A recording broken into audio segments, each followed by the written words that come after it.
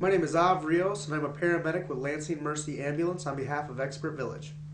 In this clip, we're going to go over splinting collarbone injuries and also shoulder injuries. Going to be helping me is my partner Jacob Barber, who works with me at Lansing Mercy Ambulance, and he'll be doing this on behalf of Expert Village. It's pretty hard to differentiate whether or not it's the collarbone that's fractured or the shoulder, since they're both going to cause a lot of pain when the patient tries to move their arm. So what you want to do is just assume that it's probably the collarbone, since the shoulder itself is a pretty strong bone.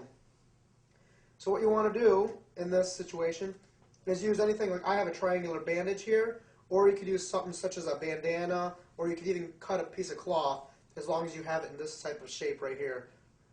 What I like to do is take the top corner of my triangle, and I like to tie it into a knot. What this is going to do is form a pocket for the actual elbow to rest in. What I then want to do is have the patient put their arm in a position of comfort. Normally, when you have a shoulder injury, this is the type of position that you're going to find the patient in. What you then want to do is slip this over. You'll see how this pocket here for the elbow will just kind of hold itself in place there.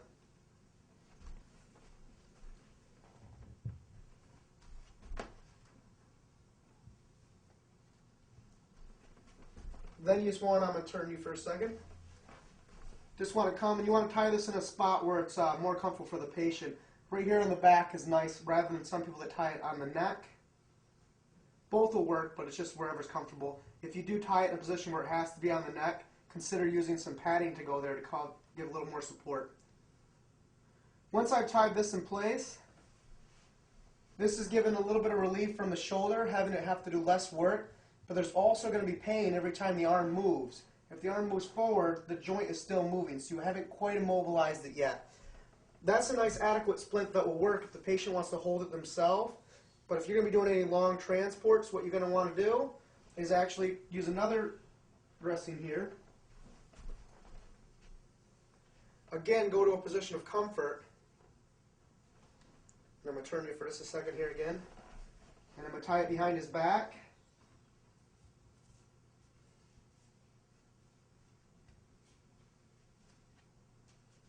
What this will do is help keep the arm against itself, and it reduces the motion of letting the arm move forward, where the lower arm can still move, but the shoulder itself stays in place.